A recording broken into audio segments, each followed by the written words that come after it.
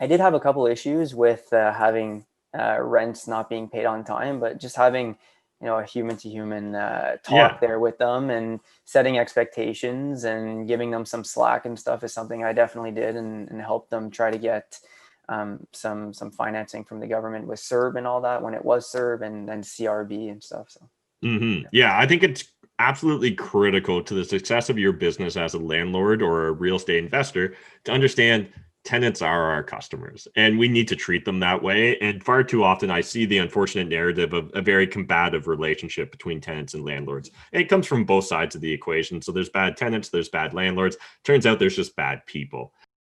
What is up, YouTube? Matt McKeever here, and in today's video, this is kind of a combo video. So this counts as a collab because I'm collabing with Griffin, another Canadian YouTuber if you haven't checked him out. He does a lot of stock investing, index investing, and general market stuff, but he also dabbles in real estate investing. As well, we're going to be talking about Quebec real estate, which is something you guys are constantly wanting us to talk about. And finally, we're also going to be looking at the Ottawa Hall market in Gatineau. So today, we're going to be diving deep into the Gatineau market, and Griffin's actually going to break down for us the 5 different regions in Gatineau, as well as show us some example deals and its perspective analysis on those initial numbers. So I'm excited because I know nothing about Quebec, let alone specifically the Gatineau real estate market. And secondly, these numbers look very reminiscent of London, Ontario back in 2015 and 2016. So I think a lot of my viewers are going to enjoy it. So smash that like button, hit subscribe, and let's jump into today's video. What is up, YouTube? Matt McKeever here. Really excited for today's video where we're going to be talking about Ottawa and Gatineau because you guys have been demanding it. I know nothing about it, but I reached out to a fellow YouTuber, a fellow Canuck as well, Griffin. Hey, man, how's it going? Hey, Matt, I'm doing great. Thanks a lot for having me on your channel. Excited to share some information about my real estate region with your community. Yeah. Yeah, so before we jump into kind of the Gatineau market and everything, do you mind just giving a little bit of context or background on your experience or exposure to real estate? Yeah, absolutely. So I've been investing in real estate for a little bit over a year now. Like I said, I live in Gatineau, so the properties I've purchased are in this region. Since then, I've been able to acquire 2 duplexes, one of which I've since sold, and then also a 4-plex, which I think we're going to be walking through that deal in today's video, or one of them at least. And yeah, so that's essentially it for now. Awesome. Yeah, I'm excited for this because we've chatted before about this market and you can actually Yes. get cash flow off the MLS, which I know my audience is going to lose their shit on that because I get so many DMs. People are so mad at me that London's market has changed over the last 4 years since I've been YouTubing. But it's fantastic to find a market where you could still find a deal on the MLS and cash flow, right? Yeah, exactly. So that's also one of the observations a lot of my viewers have seen as well, because I've made some videos about my properties. And for most regions in Canada, cash flow is almost completely off the table if that's what you're looking for. At least it's a lot harder to accomplish versus here, for some reason, it's almost like investors are a bit more maybe weary of Quebec or whatnot, maybe. But yeah, right off the MLS, you can find a lot of really good deals for cash flow Awesome. and appreciation. And I know I've got a couple questions about being a landlord in Quebec, but we'll circle back to that. Let's So do I it. know essentially nothing about Gatineau other than like geographically where it's located. I Mhm. quickly Googled it before this, what's Gatineau known for? And Urban Dictionary was one of the first things that came up. Urban Yeah. Dictionary wasn't very friendly to Gatineau. So I'd love for you to No. kind of break it down for us. But first of all, it sounds like there is a bit of a local stigma, or at least like some Ottawa people must judge Gatineau negatively. Yeah, like I don't know about necessarily just Gatineau per se, but I think it's one of those things where pretty much the only full province who has French as the official language, and not that that's really a big deal, but yeah, definitely people in Ottawa don't tend to uh, invest on the Gatineau side nearly as much, or at least be interested in it, versus the opposite way. But yeah, Gatineau is right beside Ottawa if you look at Yeah. it on a chart. Like And I so pretty much do all my shopping on the Ottawa side. It's actually closer for me to go to Ottawa than to like main mm, shopping hubs in on the Gatineau side. But yeah. yeah, it seemed like one of those things to me where it's likely a huge local stigma. For example, here in my market, London, Ontario, it's the east of Adelaide. And so Okay. like people have this bias about the street. And that literally if you walk on the wrong side of the street, that it's the end of the world, or why would you want to live on that side of the city? And it's complete bullshit, right? Like there's really Yeah. nothing there. Maybe some old historical context that maybe lends a bit of credibility to it. But what's really interesting is those local biases can actually result in some great opportunities for investors, because at the end of the day, it's more about the dollars and cents for us. I completely agree. And if I can just go on a quick tangent here, obviously we're going to be talking about actual like investing here, real estate investing, but even for single family homes, like I know a lot of people will resonate this who do come from the Ottawa Gatineau region. On the Gatineau or on the Ottawa side for that matter, the prices of single family homes have gone up, I think like 25% over the past year or so. A single family house that's say 4 bedrooms on the Ottawa side is going to run you probably 600,000-700,000 right now.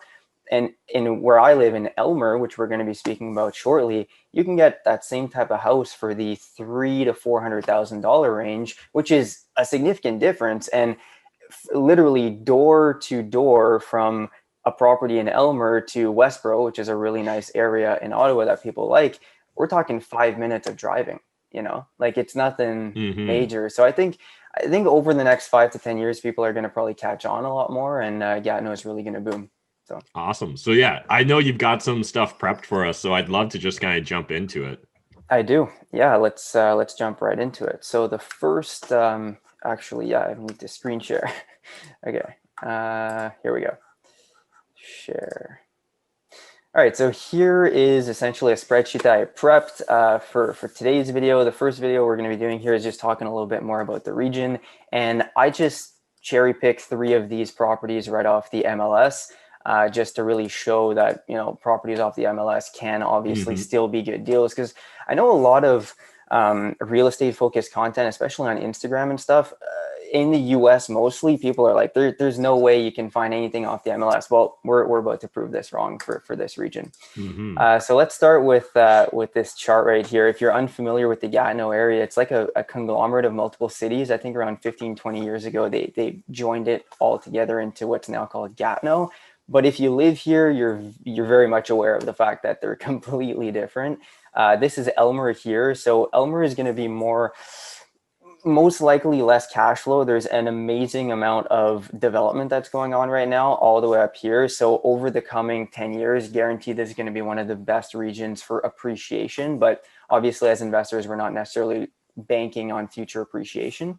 Then this here is the Hull sector. So an older area of the city. A lot of houses here were built in the early 1900s, but cash flow is off the charts in this region, and also appreciation. A lot of forced appreciation can be done on these since they're so old. And a lot of times real estate, like the owners, the landlords, haven't done renovations in decades. So there's real opportunity here for some forced appreciation. And then this is Gatineau proper is what it's called. Kind of lower end rents, lots of cash flow, in my opinion, less appreciation to be had. But yeah, so this is the Gatineau region. So I guess we can jump into awesome. Yeah, and then just to give a bit of perspective, based upon what you were saying there, Griffin, it sounds like Aylmer probably is like where you'd find the AAA tenants. Like, is that where the most likely the highest quality tenants are going to be? Yeah, I would say that's pretty accurate. Obviously, there's pockets here and there, but for the most part, yeah, they're going to be better tenants. A lot of government workers live in Aylmer as well. So we're seeing properties that are more in the $300,000-$400,000 range, and rentals are also more expensive per door usually. Gotcha. And then as far as like quality of tenants between Gatineau and Hull, would you say does one naturally seem like a higher quality tenant to you, or? Yeah, like so Hull here, for example, I divided it into 3 because Hull really does have different sections. So this purple area is called Virol. There's less, that's French, by the way, for Old Hull. But yeah, this is, obviously I don't want to put a blanket statement, but Sure. yes, for the most part, this is going to be lower. I don't want to say quality tenants, but you know what I'm saying. But this bluer area, which is called Plateau, which is still in Hull, that's expensive. Mostly government workers that live there, and same with this green teal area. It's going to be a bit higher priced areas with, it goes kind of with the tenants because the rents are a bit higher. Yeah. Yep. Gotcha. Yep. Okay, appreciate that insight. So yeah, I'd love to check out these 3 properties you've kind of broken down for us.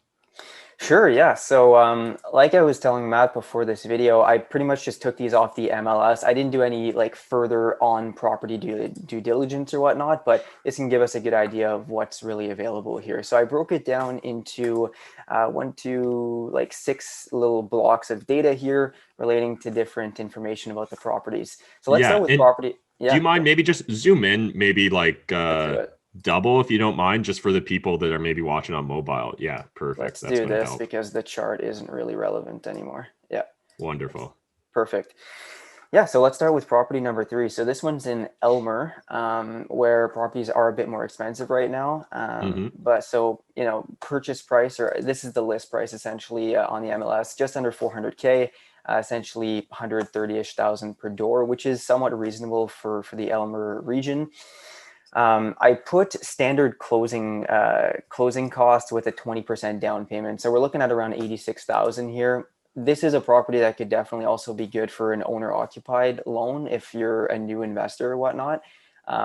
Quickly looking on the MLS, I saw that this property had around 90,000 in revenues over the past 2 years, not revenues, sorry, renovations over the past 2 years. So probably a pretty good property for an owner occupied. Following this, we're looking at expenses in terms of mortgage, standard real estate investing. We're looking at getting a mortgage to leverage our money up here. So around $1,300 a month.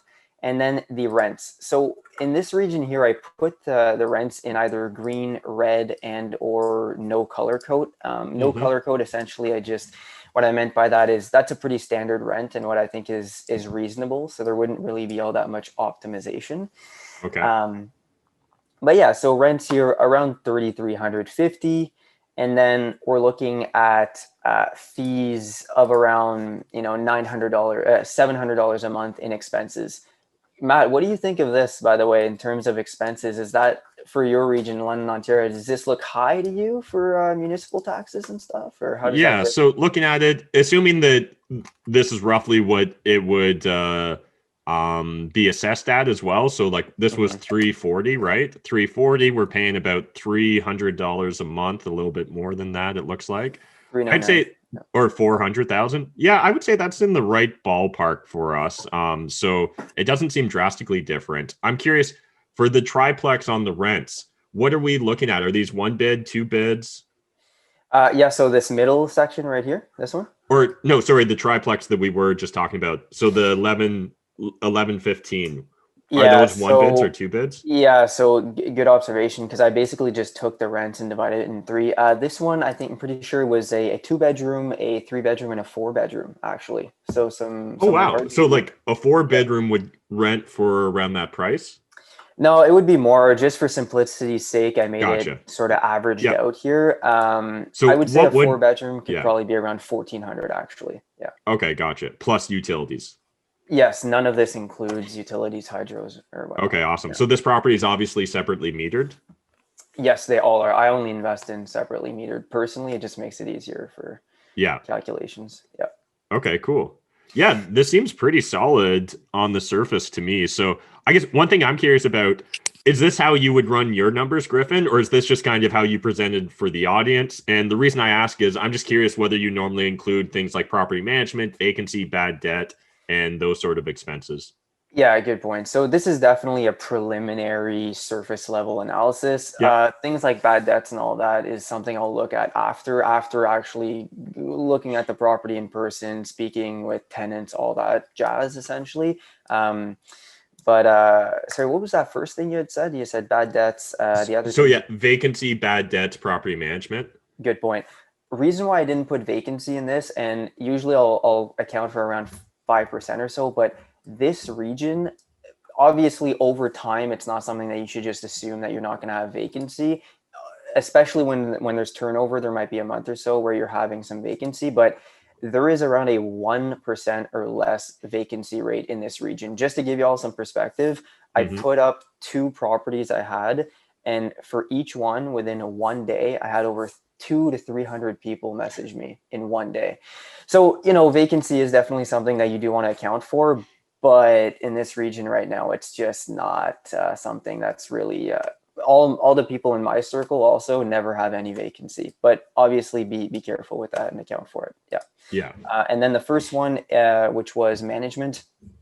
As of right now, I'm still just doing it myself, so I'm not counting that. But management is probably going to be around $75 a door for Gatineau. So obviously, that's Awesome. also something we should take into account. Yeah, I should have added that here actually. No, But I appreciate the perspective though. So for like, so I guess just on the surface here for property number one, you yes. know, to you, is this the sort of property where you would dig deeper into? Is this just like a, okay, cool, but I'm going to keep looking for something better? Like what would boots on the ground, what's your actual assessment? Is this something that if you were actively in the market, you'd be interested in?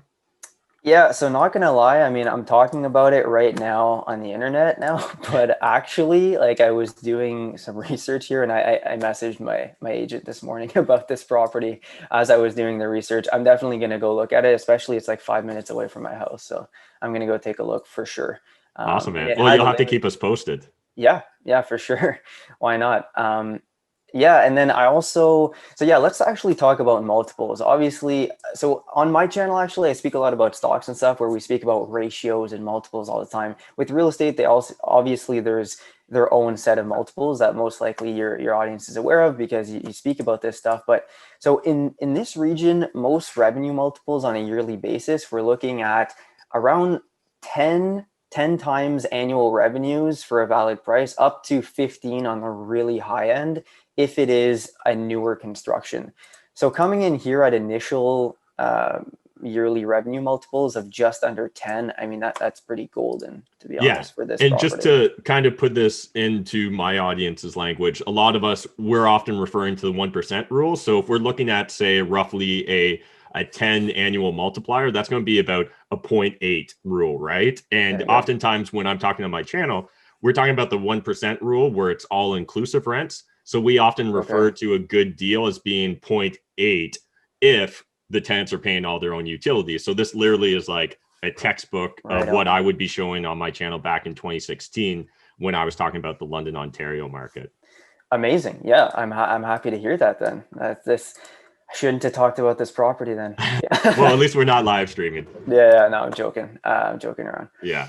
Um, yeah, and then just quick return stuff. This it looks insane. Almost 18% year one cash on cash return. That's pretty much unbeatable consistently in the stock market. And then in terms of equity as well, plus cash flow, we're looking at just under 30% return. Personally, I mean that's amazing in my Mm-hmm. opinion. So. Yeah, absolutely. Very solid numbers. If you've got a decent tenant profile and there's not a ton of deferred maintenance, which sounds like it's not the case, yeah, that's a really interesting property. Exactly. I mean, that's actually something we'll speak about in the next video we're about to record about potential tenant issues and all that. But obviously, that's something you can only see when you go and put your feet on the ground and speak to the tenants and visit the properties. I'm not sure if that's something you do for all your properties, but for me, it's a given that I'm going to go and walk the property before making offers and stuff. Surprisingly, actually, there's some people in my network who don't like. They just kind of shark out offers before even going and looking at the property. It's not something I do, but yeah. Yeah, So this really I, interesting. just to kind of build upon that, Griffin, I think it really depends upon the size and scope of the business you're operating. So when Yeah. I was first doing it, I absolutely would go look at most properties. And I Okay. think it also depends upon the market. So like if you're in the sort of market where properties like a 1% rule property can actually sit and you can like have the time to go look at it, I Mm-hmm. definitely get the value behind it. I think it really depends. My business partner, Ben, he's got a policy that he won't go look at a property until there's an accepted offer.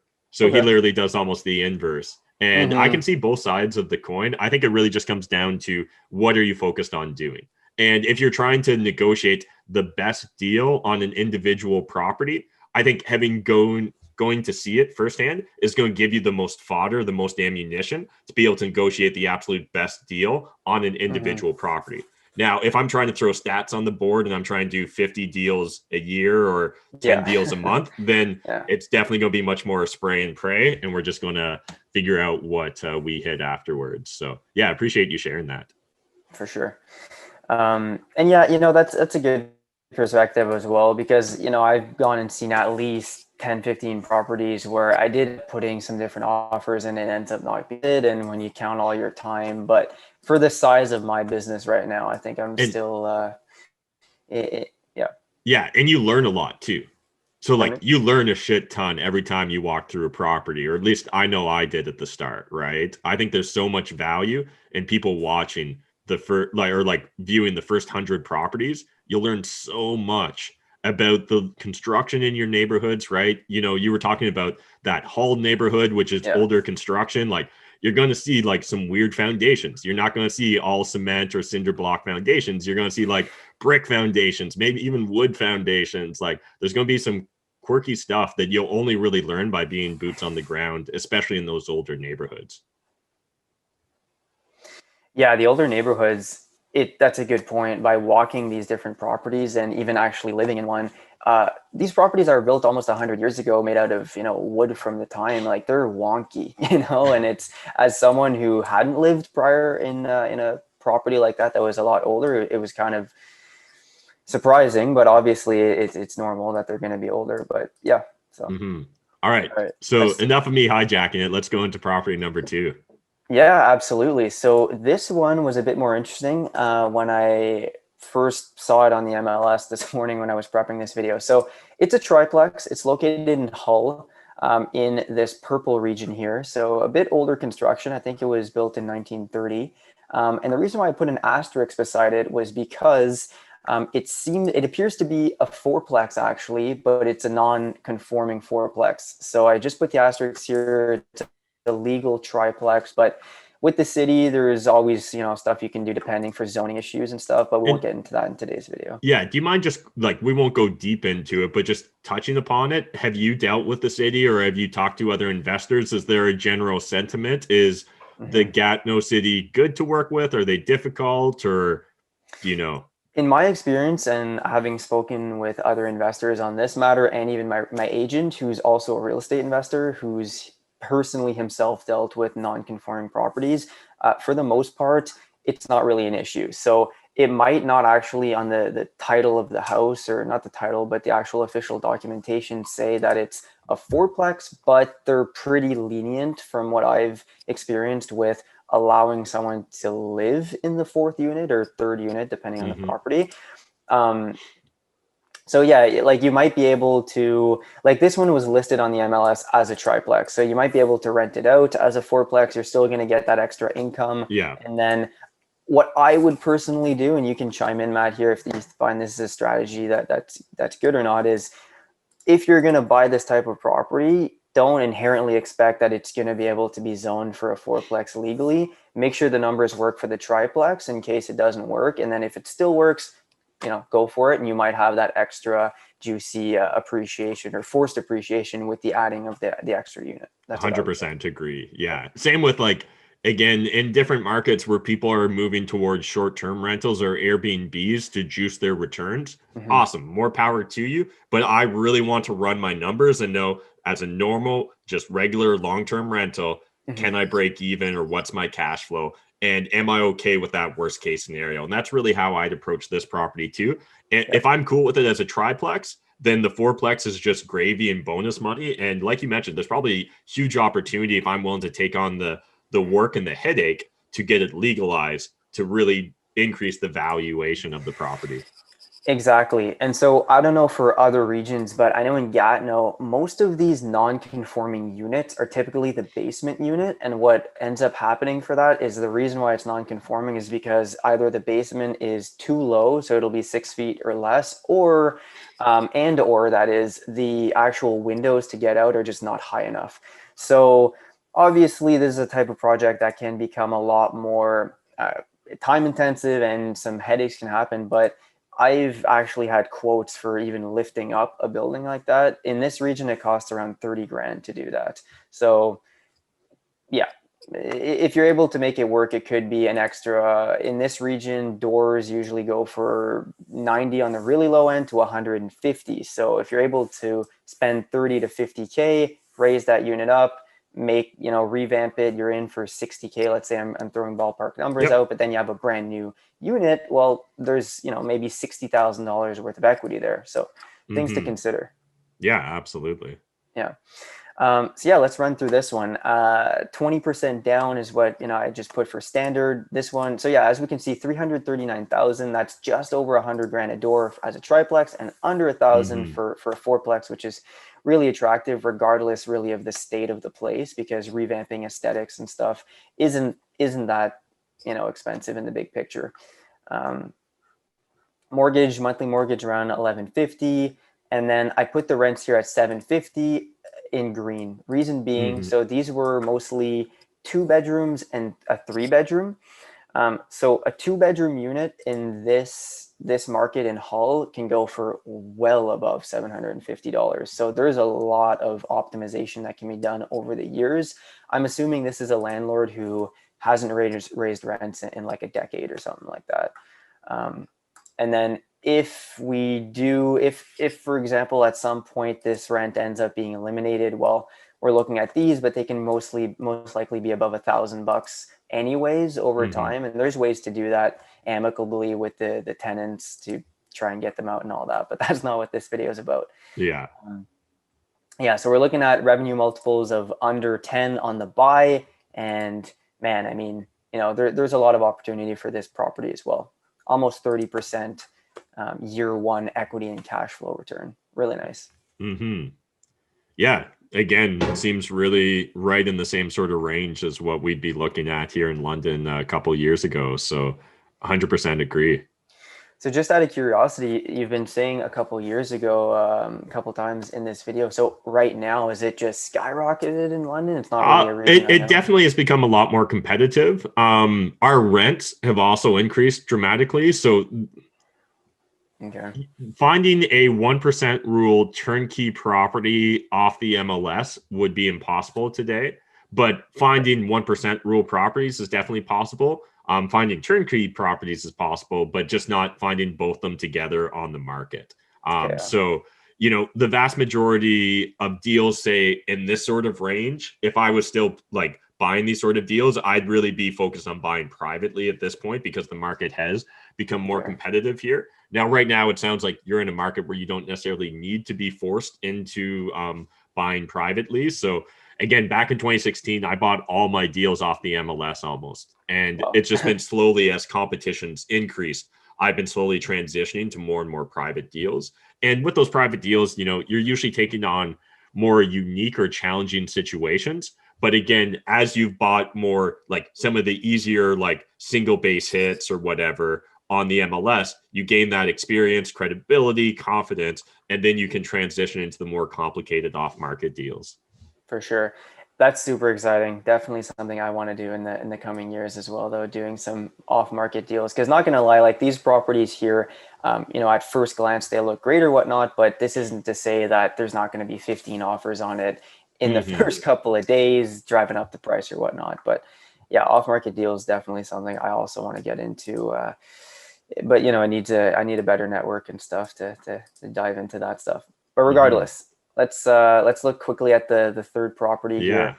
And looking at it right now, it's definitely not nearly as attractive. It's priced pretty high. Mm-hmm. Actually, it's a quadplex in the Gatineau region. So over here, and this particular one I think is right about here actually on the when you're first entering Gatineau. So significantly larger, capital investment because the Mm-hmm. property is a lot more expensive. And just by the way, actually, I'll mention this for anyone who might be newer to this and wants to do an owner occupied loan. The triplexes and the quadplexes, if you want to get an owner occupied loan, a lot of people reached out to me initially being like, hey, can I put 5% down or whatnot? So these mortgage insurance companies like CMHC or Genworth or whatnot, for um, if you're doing an owner occupied loan on a property that's a duplex, you can put 5% down. If it's a triplex or more, up to, I'm pretty sure it's a fiveplex. You can correct me if I'm wrong here, Matt. You have to put minimum 10% down. So even if you were doing that, it's going to be a significantly larger capital investment upfront. Yeah, absolutely. I believe it's four plexes, and yeah, 10% down is going to be the requirement.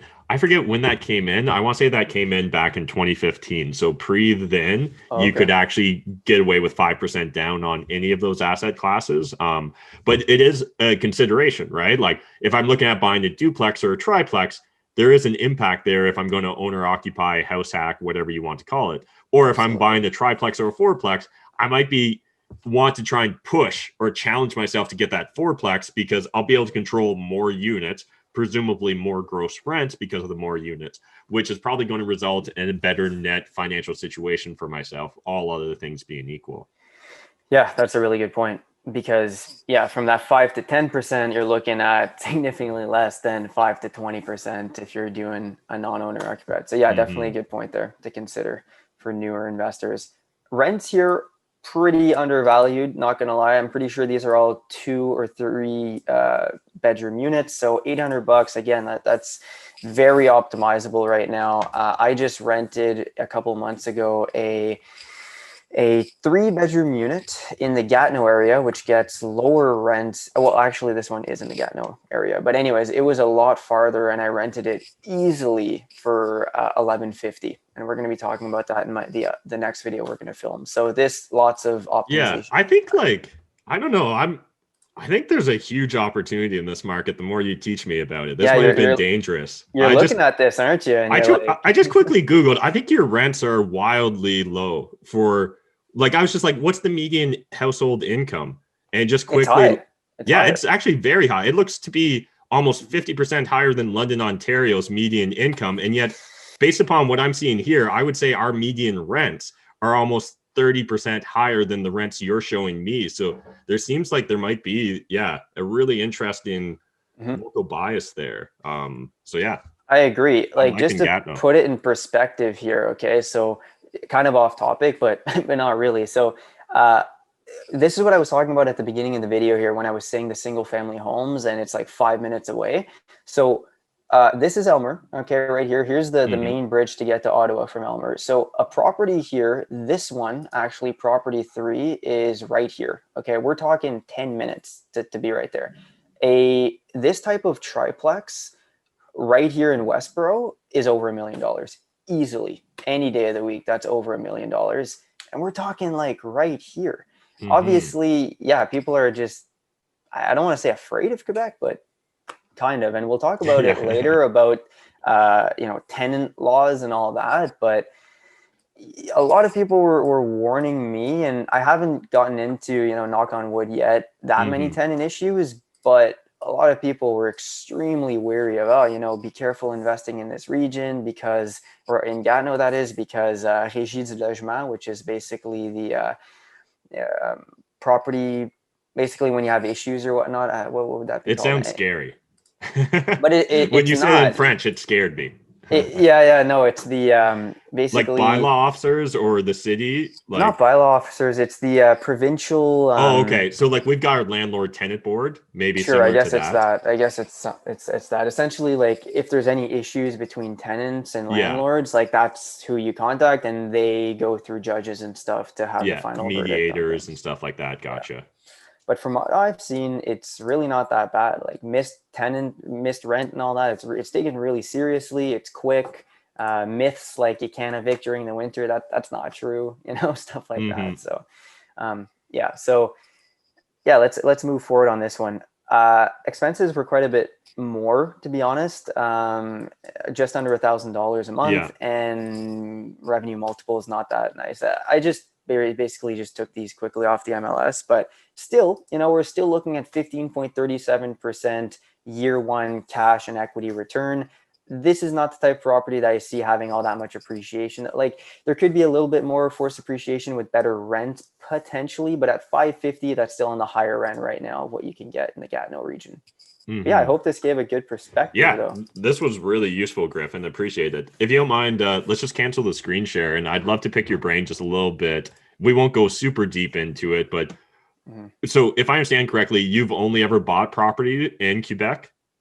Yes, I've So are only. you overly familiar with the differences? Like one thing that stood out to me just on your or on your breaking down your closing costs is you used a notary. where I know in Ontario, every transaction is going to go through a lawyer. So that stood out to me. I was like, Mm. oh, interesting. So I'm curious, do you get title insurance when you buy property in Quebec, or is there something of a similar word? Do you get like a survey done?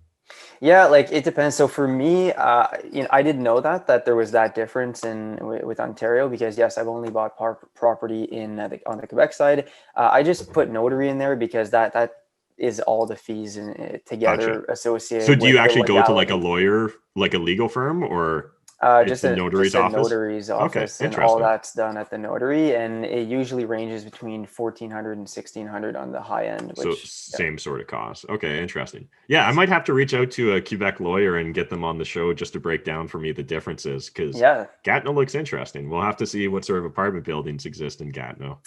to be honest, please do that. That would also be of huge value to me as well. Yeah, so that'd be great if you were able to manage to get a Quebec lawyer on there. Hmm. Yeah. Awesome, Griffin. Well, yeah, just break down for us a few of the experiences or your perspectives on being a landlord. It sounds like overall you haven't had major headaches so far, having to deal with tenants. So far, not really. I mean, so the first duplex I bought was in Hull just over a year ago. It was last October, and that was right before the pandemic hit, right? So, even though this region is pretty rock solid because a lot of people work for the government and stuff, and the average household income is higher, that doesn't mean that we're immune to people who don't work for the government or have lower rents. And a lot of these properties that are rentals in Hull aren't necessarily going to be, like government workers and higher income people, just to say. Yeah, I don't like saying that, but anyways, and the I did have a couple issues with having rents not being paid on time, but just having a human to human Yeah. talk there with them and setting expectations and giving them some slack and stuff is something I definitely did, and helped them try to get some financing from the government with CERB and all that when it was CERB, and then CRB and stuff. So Yeah, I think it's absolutely critical to the success of your business as a landlord or a real estate investor to understand tenants are our customers and we need to treat them that way. And far too often, I see the unfortunate narrative of a very combative relationship between tenants and landlords. And it comes from both sides of the equation. So there's bad tenants, there's bad landlords. Turns out there's just bad people. And so I think it's important that we yeah. always understand and keep that in mind. And I know I appreciate Griffin, you're even more Canadian than me, and the fact that you're even nervous to use words like A tenants or B tenants or C tenants. And I can also appreciate where that sentiment comes from. But I think it's also important for us to understand as business owners that every business has different quality of tenants, right? Like people talk about the Pareto principle in regards to your customers. What customers provide 80% of your income with 20% of the work, right? Or what customers provide 20% of your income with 20% of the pain in the ass factor. And the same thing holds true with landlords, right? There's going to be 20% of your tenants that create 80% of the pain in the ass factor, in my opinion. So again, it's not necessarily a judgment on an entire class of people or anything like that, guys. It's really just us talking the same way any other business owner would talk about their business. It just happens to be that we're in the business of providing shelter. So Yeah, well put. Yeah, that's exactly it. Yeah. yeah, I deal with a lot of people who get very hot and bothered over subject matters like that in the comment section. So, yeah, really appreciate you, Griffin, jumping on the channel today, breaking down for us and giving me an insight into the Gatineau market, a market I knew nothing about, but I legitimately am interested in now. It seems very interesting, and I just can't get over the difference I'm seeing in what appears to be median income between London and Gatineau versus what I'm seeing in the difference in rents. So I definitely look forward to diving a little bit more into it on my own back end. But for everyone that enjoyed this video, they want to follow along with you more. You're all across social media. Do you mind just kind of letting them know how they can follow along with you on your journey? Yeah, absolutely. So mainly on YouTube.